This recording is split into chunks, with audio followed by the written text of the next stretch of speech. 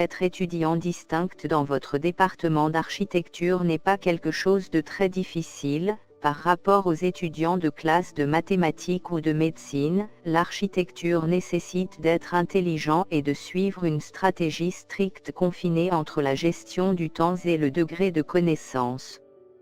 Je vais vous donner dans cette vidéo 7 techniques si vous voulez être un étudiant brillant au département d'architecture. Aimez-vous l'architecture ? La première parmi les 7 techniques, sans laquelle vous ne pouvez pas procéder, est que vous aimez l'architecture. Vous pensez que c'est évident? La réponse est non. Des études ont confirmé que plus de 30% des étudiants en architecture n'aiment pas leur domaine, et ils veulent le changer. Si vous êtes parmi ceux mentionnés dans le premier point, je vous conseille d'arrêter vos études parce que la réussite est impossible avec ce chemin. La seconde technique consiste à lire des livres. L'architecture est basée sur des règles théoriques. Plus vous lisez des livres, plus vous améliorez vos connaissances théoriques. Je te le conseille de lire un livre chaque 2 mois. Commencez par des livres simples et faciles à comprendre, qui expliquent c'est quoi l'architecture, les bases de conception formelle et fonctionnelle. Voilà une liste recommandée des livres d'architecture faciles et importants à lire. Tout sur l'architecture, panorama des styles, des courants et des chefs-d'œuvre. 101 petits secrets d'architecture qui font les grands projets. Comprendre l'architecture brochée de Carole Davidson-Crago. Apprendre à voir l'architecture brochée de Bruno Zevi. Histoire d'architecture de Jean Tarica. C'est pour ça notre blog a créé une bibliothèque Messenger. Pour vous aider à documenter, on vous offre des livres d'architecture libres de droit. Il suffit juste d'inscrire si vous n'êtes pas déjà fait pour recevoir des livres dans votre Messenger. Les liens sont en bas dans la description.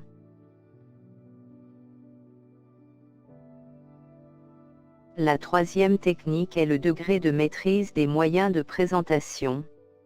Chaque science dépend d'une moyenne ou des moyennes pour la représenter. La littérature linguistique a dépendu de l'écriture et les mathématiques sur les chiffres, ainsi que l'architecture représente par le dessin.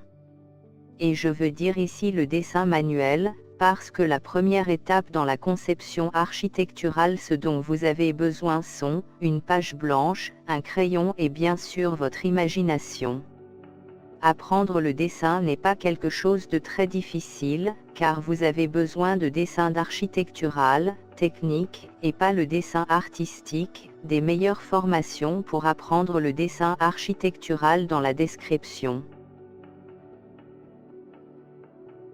Vous avez besoin aussi d'apprendre le dessin numérique et pour ça il faut maîtriser les logiciels, qui vous permettent de représenter votre projet. Je te conseille d'apprendre au premier temps AutoCAD pour le dessin 2D, Revit ou Archicad pour le dessin 2D et 3D, SketchUp pour le dessin 3D, et pour faire des rendus, 3ds Max ou Lumion.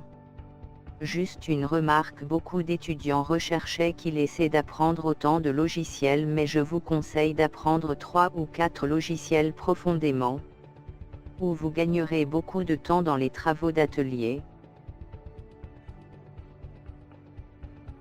Suivez de nouveaux projets réalisés par des grands architectes. Dans votre smartphone, inscrivez dans Google News, thème architecture pour voir toujours l'actualité de ce domaine et les projets qu'en train de réaliser et essayez toujours d'inspirer.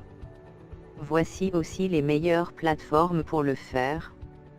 Actu.archi est une plateforme française je trouve très géniale pour suivre l'actualité de l'architecture. Le courrier de l'architecte, inscrivez-vous dans Newsletter, entrez votre email pour vous inscrire, et recevrez des articles d'actualité sur votre email, une méthode très efficace pour être toujours à jour dans le domaine d'architecture. La plus importante dans vos études, atelier d'architecture. L'atelier représentera plus de 35% de votre note. Donc je dois vous parler et je vous donnerai ces instructions. Ne laissez pas le travail s'accumuler car le travail d'atelier dépend des étapes consécutives, la programmation architecturale, quantitative et qualitative, idée de projet, esquisse, ensuite les étapes avancées, la fonction et la structure.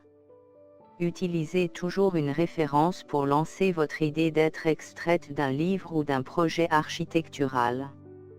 Évitez l'utilisation des logiciels de dessin dans votre démarche, ce qui est une erreur dans laquelle beaucoup d'étudiants font. Donc notez bien, vous devez utiliser le dessin à la main. Essayez d'appliquer ce que vous avez étudié dans d'autres matières, en particulier l'histoire d'architecture. Dernier conseil est très important et vous devez appliquer, qui vous participez à tous les concours d'architecture.